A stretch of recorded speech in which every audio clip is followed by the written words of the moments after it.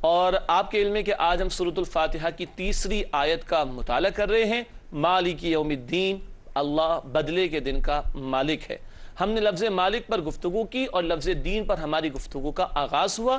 لفظ دین، اس کے ہم نے سب سے پہلے لغوی مفہوم کو جانا جس کا مطلب ہے بدلہ، اور سورۃ الفاتحہ میں لفظ دین بدلے ہی کے معنی میں استعمال ہوا۔ تاہم اصطلاحی مفہوم کے اعتبار سے تین مزید معنی ہیں لفظ دین کے جس پر ہماری گفتگو چل رہی تھی۔ اصطلاحی طور پر جب لفظ دین استعمال ہوتا ہے تو اس کا سب سے پہلا مفہوم ہے قانون۔ ہم بات کر رہے تھے قانون کے حوالے سے، اور سورہ یوسف آیت نمبر 76 کا حوالہ آیا، اور یوسف علیہ السلام کے واقعے کے ضمن میں ان کے چھوٹے بھائی بن یامین کا ذکر بھی آیا، اور وہاں ذکر آیا کہ بادشاہ کے قانون میں رہتے ہوئے، بادشاہ کے دین یعنی قانون میں رہتے ہوئے وہ اپنے بھائی کو روک نہیں سکتے تھے، بلکہ اللہ نے ایک تدبیر ان کو سمجھا دی، اور وہ تفصیل واقعہ بہت معروف بھی ہے۔ دوسرے معنی اصطلاحی طور پر دین کے ہیں، وہ ہے نظام اطاعت، system of life, code of life. ناظرین کرام، یہ تصور آج ہمارے ذہنوں سے نکل چکا ہے۔ اسلام is not just a religion، Islam is a system of life، Islam is a code of life، یعنی اسلام ایک نظام اطاعت ہے۔ تو دین اصطلاحی مفہوم میں دوسرا معنی اس کی کیا ہے؟ نظام اطاعت، سسٹم آف لائف، جو انفرادی زندگی کے لیے بھی رہنمائی دیتے اور اجتماعی زندگی کے لیے بھی رہنمائی عطا کرتا ہے۔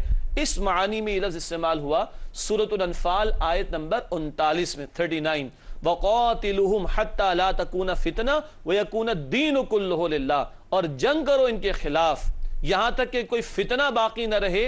فتنہ ایسے حالات جن میں اللہ کی مکمل بندگی ممکن نہ ہو، ان کے خاتمے کے لیے اگر کبھی جنگ بھی کرنا پڑے تو اسلام نے اس کا حکم دیا، اور فرمایا وَيَكُونَ الدِّينُ كُلُّهُ لِلَّهِ، اور دین، the system of life, code of life, نظام حیات، نظام زندگی، نظام اطاعت، وہ کل کا کل اللہ سبحانہ وتعالی کے لیے ہو جائے۔ تو دوسرا مفہوم کیا ہوا اصطلاحی معنی کے اعتبار سے؟ وہ ہے نظام اطاعت۔ اب آئیے تیسرے معنی کی طرف چلتے ہیں۔ دین کے اصطلاحی مفہوم کے اعتبار سے تیسرے معنی کیا ہے؟ اطاعت، اوبیڈینس جسے انگلش میں کہا جاتا ہے، ماننا، پیروی کرنا۔ یہ لفظ استعمال ہوا اس معنی میں سورۃ الزمر آیت نمبر 3 میں۔ قرآن کہتا ہے الا للہ الدین الخالص، آگاہ ہو جاؤ اطاعت تو خالص کس کے لیے ہے؟ اللہ سبحانہ وتعالی کے لیے۔ تو نمبر 3 یہ اصطلاحی طور پر استعمال ہوتا ہے لفظ دین کس معنی میں؟ اطاعت کے معنی میں۔ کتنے معنی ہو گئے؟ 3 اصطلاحی طور پر۔ نمبر 1 قانون، نمبر 2 نظام اطاعت، اور نمبر 3 اطاعت۔ ناظرین کرام، یہ 4 معنی ہمارے سامنے آئے۔ لفظ دین نمبر 1 بدلے کے معنی میں، وہ لغوی مفہوم، اور اصطلاحی مفہوم کے اعتبار سے 3 معنی میں، نمبر 1 قانون، نمبر 2 نظام اطاعت، اور نمبر 3 اطاعت۔ ان چاروں کا ایک چھوٹا سا حسین ربط بھی سمجھ لیں۔ بدلہ اچھا بھی ہوتا ہے، برا بھی۔ جی 40% مارکس ہیں، آپ پاس ہیں، 40% سے کم ہے، آپ فیل۔ بدلہ دینے کے لیے کیا چاہیے؟ قانون، ٹھیک ہے؟ قانون بنا کر رکھ دیں گے؟ نہیں، اس کی امپلیمنٹیشن بھی ہونی چاہیے۔ قانون کے نفاذ کے لیے کیا چاہیے؟ سسٹم، نظام اطاعت۔ اور ایک وقت میں ایک ہی سسٹم چل رہا ہوگا، ایسے نہیں کہ 5 کلاسز کو کہہ دیں کہ 45 اگر ہیں تو پاس ہو گیا، ادروائز نہیں۔ نہ نہ نہ، ایک وقت میں سسٹم کتنے چلیں گے؟ ایک۔ تو بدلہ قانون کے مطابق ہوگا۔ قانون کو نافذ کرنے کے لیے اس سسٹم آف لائف چاہیے، نظام اطاعت چاہیے، اور سسٹم وہی سسٹم کہلائے گا جس کو فالو کیا جا رہا ہو۔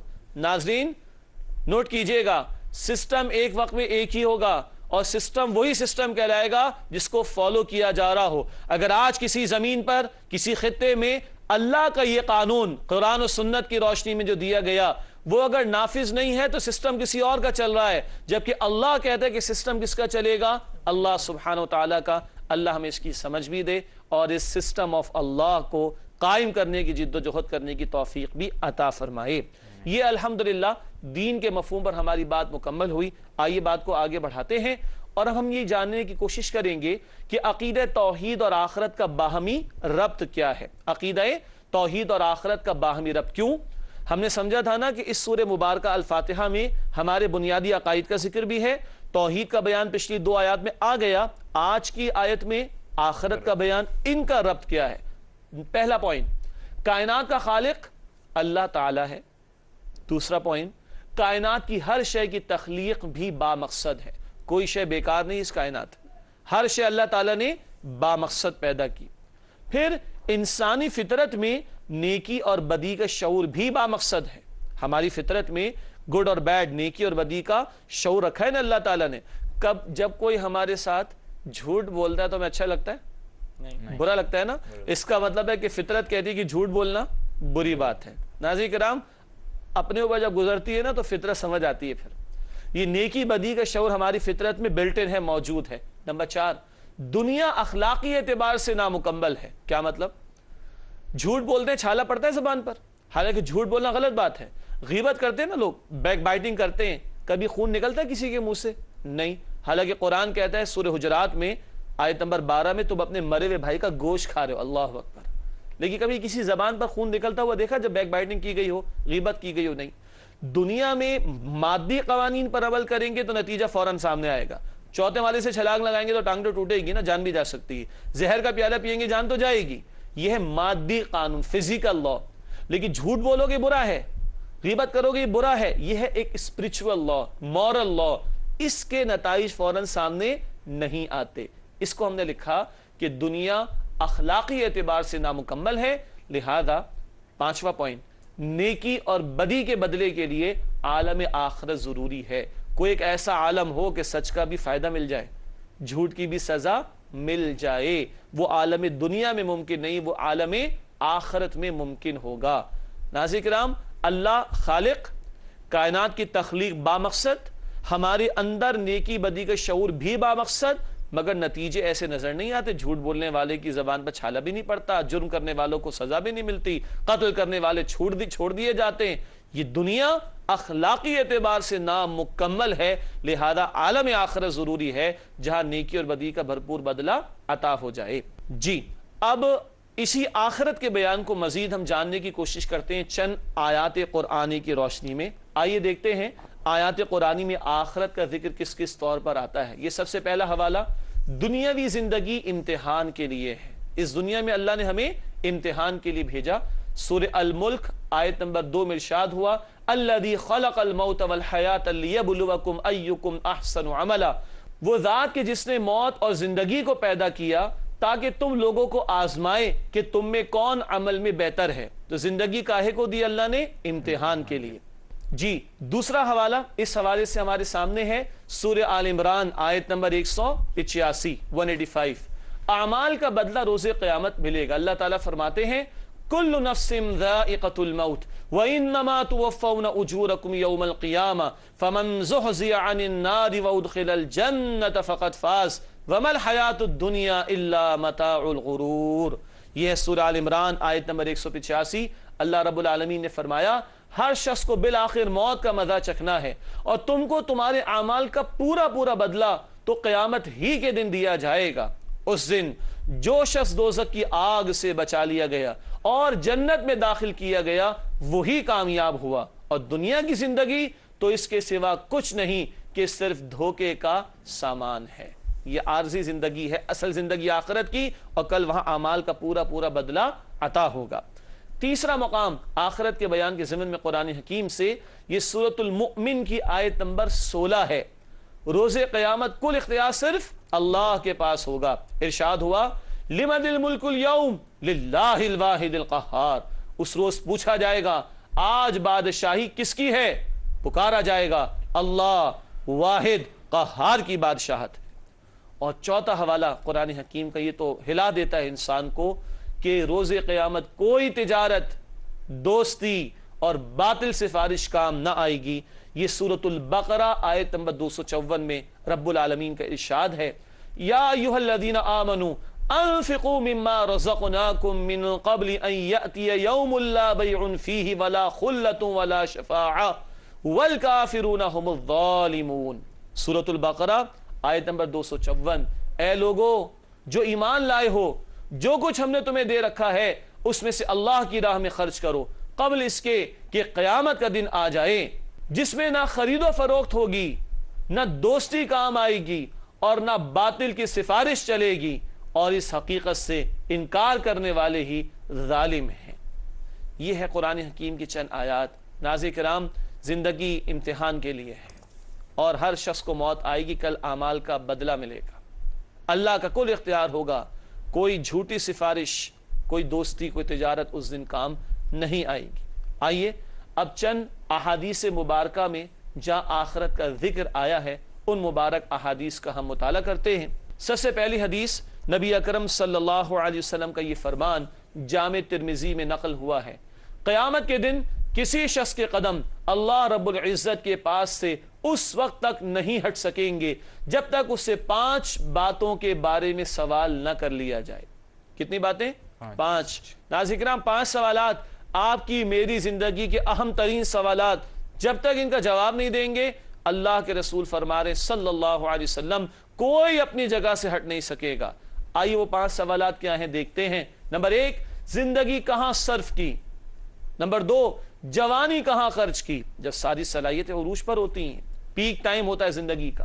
نمبر 3، مال کہاں سے کمایا؟ نمبر 4، مال کہاں خرچ کیا؟ نمبر 5، جو علم حاصل کیا اس پر کتنا عمل کیا؟ 2 سوال زندگی کے بارے میں، 2 سوال مال کے بارے میں، اور آخری سوال علم کے بارے میں۔ اور علم کے بارے میں یہ سوال ہوگا کہ جو حاصل کیا اس پر کتنا عمل کیا۔ اللہ مجھے بھی، ہمارے ساتھیوں کو بھی، آپ سب کو بھی جو ہم سیکھ رہے ہیں اس پر عمل کرنے کی توفیق عطا فرمائے۔ دوسری حدیث مبارکہ دیکھتے ہیں، یہ بھی جامع ترمذی میں ہے۔ آپ صلی اللہ علیہ وسلم کا فرمان، جس کا حساب کتاب سختی سے کیا گیا وہ ہلاک ہو گیا۔ حضرت عائشہ رضی اللہ تعالی عنہا فرماتی ہیں، میں نے عرض کیا یا رسول اللہ صلی اللہ علیہ وسلم، اللہ تعالیٰ فرماتا ہے کہ جسے نامہ اعمال دائیں ہاتھ میں دیا گیا اس سے آسان حساب لیا جائے گا۔ آپ صلی اللہ علیہ وسلم نے فرمایا وہ تو اعمال کا سامنا کرنا ہے۔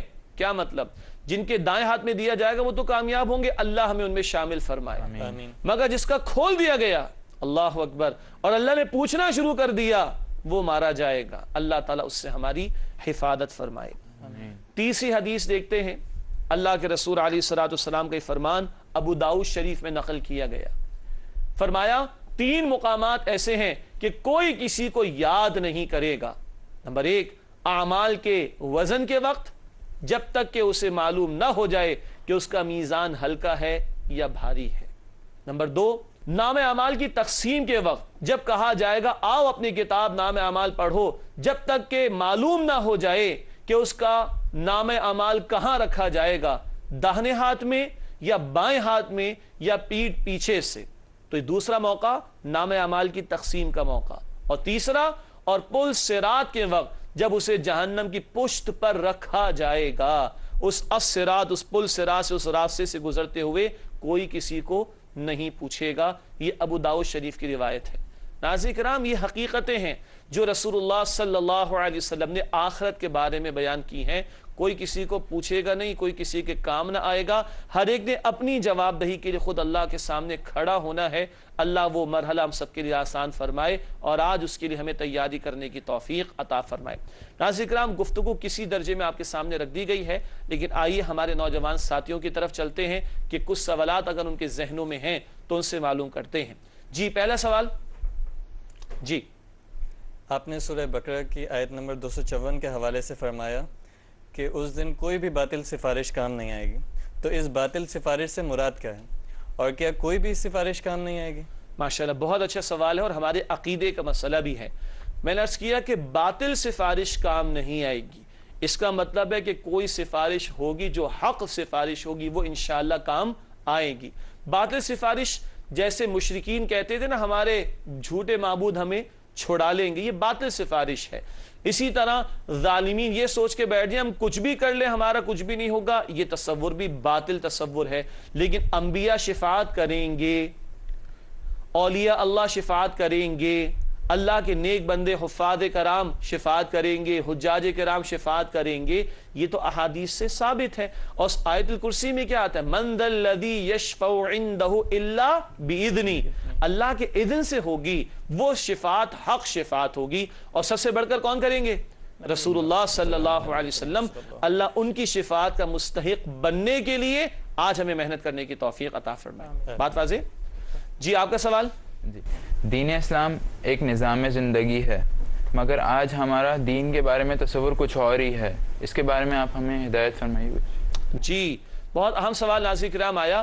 ہم نے تو سمجھا اور جانا قرآن کی آیات کی روشنی میں اسلام it's a complete code of life, it's a system of life, یہ نظام حیات ہے. اور آج ہمارا حال کیا ہے کہ وہ دین جو بڑی شان سے نکلا تھا وطن سے, پردیس میں وہ آج غریب الغربا ہے. چند اعمال تک وہ جمعے کی 2 رکعت ہوتی ہے اکثر کے نزدیک, یا رمضان شریف کی نماز یا عبادت کا معمول, ان چند اعمال تک شاید آج ہم مسلمانوں نے دین کو محدود کر دیا. حالانکہ اللہ قرآن میں فرماتے ہیں سورۃ المائدہ آیت نمبر 3, حجۃ الوداع کا موقع, الیوم اکملت لکم دینکم, تمہیں دین مکمل فرما کر دیا. قرآن کہتا ہے سورۃ البقرہ آیت نمبر 208 میں ادخلوا فی السلم کافہ, اسلام میں پورے کے پورے داخل ہو جاؤ. تو ہمارا دین انفرادی زندگی کے لیے بھی رہنمائی عطا کرتا ہے اور اجتماعی زندگی کے لیے بھی اس سب پر عمل کرنے کی ہمیں کوشش کرنی چاہیے. آپ کا بھی کوئی سوال ہے فہد بھائی؟ جی بتائیے. میرا سوال یہ ہے, کیا ہمیں مکمل شعور نیکی و بدی دے دیا گیا ہے یا ہمیں مزید رہنمائی کی ضرورت ہے؟ ماشاءاللہ, بہت بہت قیمتی سوال, کیونکہ ہماری گفتگو میں بات آئی کہ انسان میں نیکی بدی کا شعور رکھ دیا گیا ہے. سوال یہ ہے کہ کیا ہمیں مکمل شعور دے دیا گیا ہے یا اس کے لیے کچھ اور رہنمائی کی ضرورت ہے؟ تو میں یہ کہوں گا اس کے لیے ایک اور پروگرام کا ہمیں انتظار کرنا پڑے گا. آج ہم بات کر رہے ہیں مالکی یوم الدین, پھر ہم گفتگو کریں گے انشاءاللہ ایاک نعبد و ایاک نستعین, پھر ہماری گفتگو ہوگی اہدنا الصراط المستقیم. جب اس آیت پر آئیں گے نا تو کھول کر یہ بات رکھیں گے آپ کے سامنے انشاءاللہ تعالی کہ ہاں ہمیں مزید ہدایت کی ضرورت ہے, ہمیں کتاب کی ضرورت بھی ہے, اور ہمیں صاحب کتاب محمد کریم صلی اللہ علیہ وسلم کی بھی ضرورت ہے. بنیادی شعور اللہ نے ہمیں دیا, اس شعور کی تکمیل ہوتی ہے وحی کی تعلیم کے ذریعے جو پیغمبر ہمیں پہنچاتے ہیں, جو سلسلہ ختم ہوا جناب محمد کریم صلی اللہ تعالی علیہ وسلم پر. ناظرین کرام, سوالات اور ان کے جوابات آپ کی خدمت میں رکھے گئے. اب کچھ اور سیگمنٹس جو پروگرام کے آخر میں آپ کے سامنے رکھے جاتے ہیں. ہمارا اگلا مختصر سا سیگمنٹ ہوتا ہے قرآنی معلومات کے حوالے سے. آئیے دیکھتے ہیں آج کیا پوائنٹ ہے. قرآن کریم بطور تنزیل تھوڑا تھوڑا کر کے تقریباً 23 برس میں نازل ہوا, بطور تنزیل. ناظرین کرام, آپ کو یاد ہوگا پچھلے پروگرام میں ہم نے انزال پر بات کی تھی, یاد آیا؟ انا انزلناہ فی لیلۃ القدر. انزال کیا ہے؟ یکدم پہلے آسمان پر نازل کر دیا گیا قرآن قدر کی رات میں لوح محفوظ سے. وہ کیا ہے؟ انزال, یکدم. یہ کیا ہے؟ تنزیل. بہت جگہ یہ الفاظ قرآن میں سورہ دہر کے آخر میں بھی آتے ہیں. تنزیل کا مطلب کیا ہے؟ تھوڑا تھوڑا کر کے. اب کنفیوژن دور ہو جانا چاہیے نا, شب قدر میں نازل ہوا, پھر ہم پڑھتے ہیں 23 برس میں نازل ہوا. نہیں, کنفیوژن نہیں ہے, بلکہ ریکنسلیشن اس کے اندر ہے. یکدم نازل ہو تو انزال وہ قدر کی رات میں لوح محفوظ سے پہلے آسمان پر, اور پہلے آسمان سے نجمن نجمن تھوڑا تھوڑا کر کے, کبھی ایک چھوٹی سورت کبھی چند آیات, تھوڑا تھوڑا کر کے 22.5-23 برس میں نبی اکرم صلی اللہ علیہ وسلم پر نازل کیا گیا. یہ تھوڑا تھوڑا نازل کیے جانے کو کیا کہتے ہیں؟ تنزیل. کیا کہتے ہیں؟ تنزیل. ماشاءاللہ. جی, ہمارا اگلا سیگمنٹ ہے حاصل مطالعہ کے حوالے سے. پروگرام اپنے اختتام پر ہوتا ہے تو ہم دوہرا لیتے ہیں کہ پچھلے چند منٹس میں جو پروگرام پیش کیا گیا, جو گفتگو سامنے آئی, جو وضاحتیں سامنے آئیں, ان کا جسٹ اور ان کا خلاصہ کیا ہے. آئیے دیکھتے ہیں. سب سے پہلی بات, اللہ تعالی ہی دنیا اور آخرت میں کل اختیار کا مالک ہے. نمبر 2, عالم آخرت اللہ تعالیٰ کی صفت رحمت اور عدل دونوں کا تقاضا ہے. اللہ کی رحمت کا اصل ظہور اہل ایمان پر کہاں ہوگا؟ آخرت میں. اور سچائی اور برائی, جھوٹ وغیرہ, نیکی بدی, سب کا صحیح حساب کتاب ہو جائے, عدل کا تقاضا ہے نا, یہ بھی کہاں ہوگا؟ آخرت میں. پھر اللہ تعالیٰ کی رحمت کے ساتھ اس کے عذاب کا خوف بھی ہونا چاہیے. جہاں وہ رحمان و رحیم ہے وہاں وہ مالکی یوم الدین بھی ہے. اللہ کی رحمت کی امید بھی ہو اور اللہ کے عذاب کا خوف بھی ہو. یہ ایک بیلنسڈ اوپینین ہوگا, یہ ایک متوازن رائے ہوگی انشاءاللہ. اور چوتھی بات, انسانی اعمال روز قیامت پیش ہوں گے اور ان کا بدلہ دیا جائے گا.